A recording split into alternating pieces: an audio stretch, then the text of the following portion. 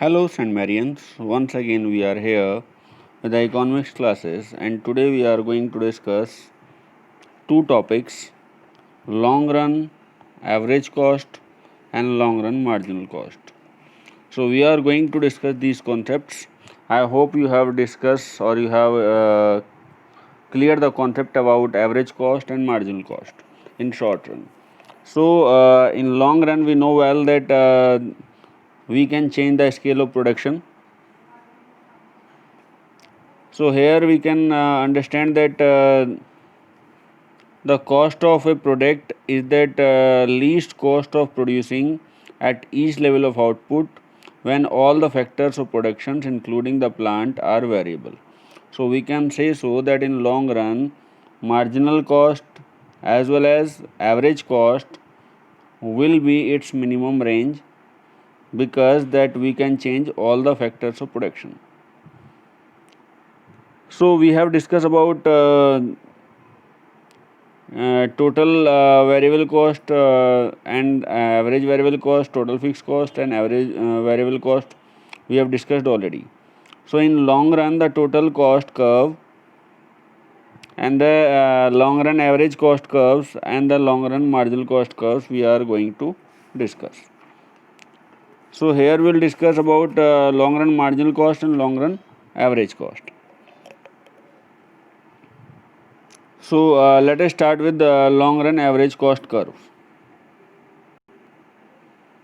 So if we are discussing about long run average cost curve or long run average cost, then we can say so that long run average cost is the per unit cost of factor of production used in the long run. So per unit cost of factors of production which we are using in the long run, that is known as long run average cost. So average cost already we know, and we that we are adding in the long run. So we will get the definition of long run average cost. So what that it shows? It shows that lowest per unit cost of production at each level of output. So why it is lowest cost? Because in long run we can change all the variables, we can change the scale of production. So that's why we can change the plant, we can change that variables means labor.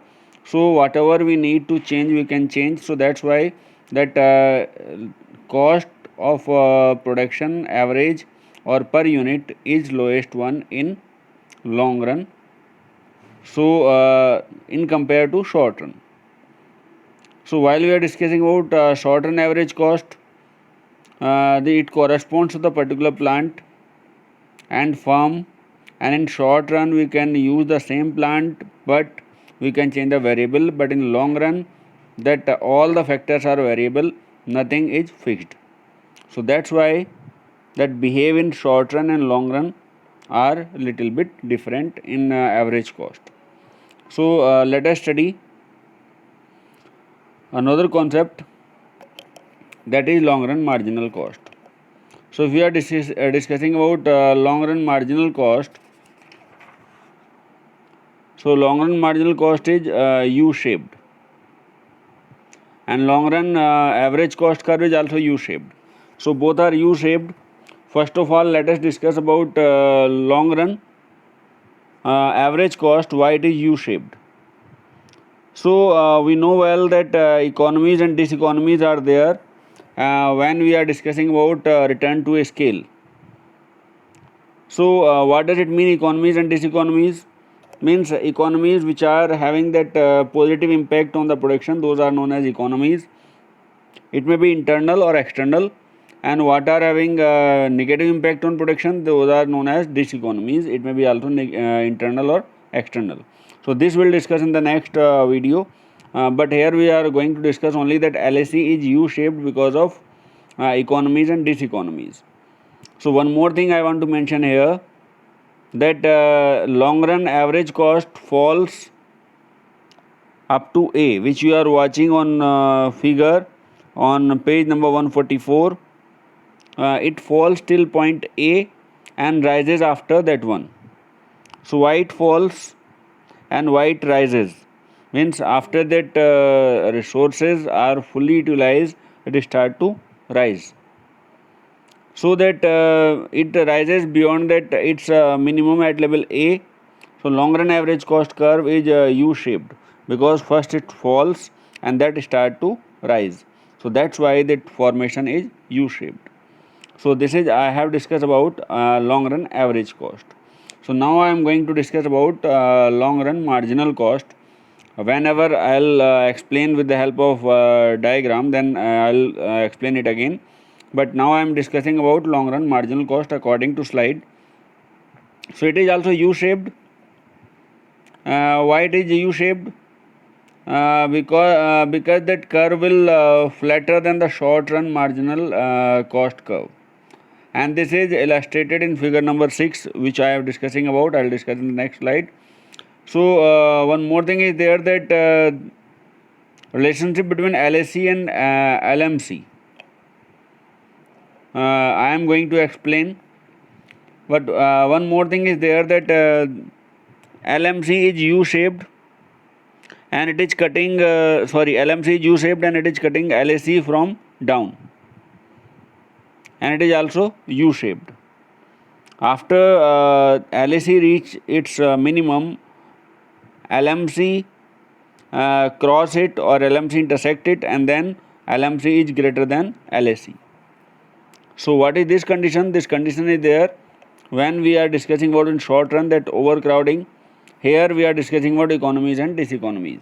So that is the difference between short run and long run. There the cause was there law of variable proportion. Here that cause is there for U shaped is economies and diseconomies. It may be internal, it may be external. So let us go through that next slide, in which we are going to discuss relationship between LAC and LMC.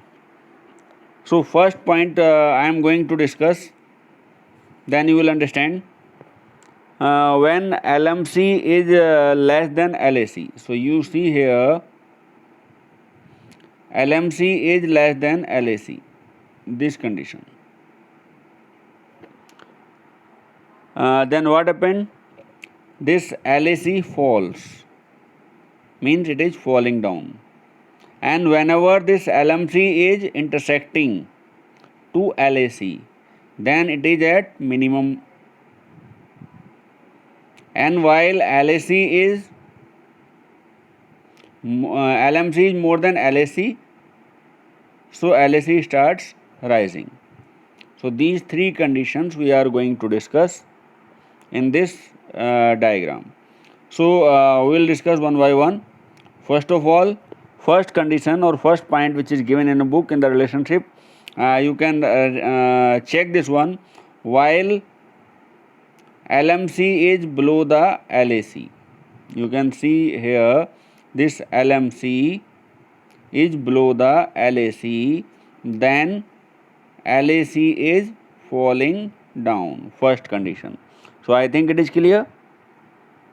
So second one is there, while LMC is equal to LAC. So this point, while both are equal, and on this point LAC is equal to LMC, it means that LAC is at minimum. Second point. And third point, when LMC is greater than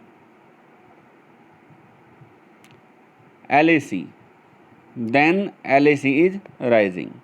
So these three conditions are there. These are the three relationships between LMC and LAC. So first one, while LMC is lower than LAC, then LAC is falling. While LAC is crossing to LMC, or LMC is intersecting LAC, then LAC is at minimum, and while LMC is rising, then LMC is more than LAC. So these are the three conditions. These are the three relationship between LMC and LAC. So I hope you understood this one. So these 3 points I have discussed with you with the help of diagram. First condition, second condition, and third condition. So you can go through these one. If any doubt is there in this concept, you can write to me in comment section. I can clear the doubt. Now I am going to bind up today's class. Tomorrow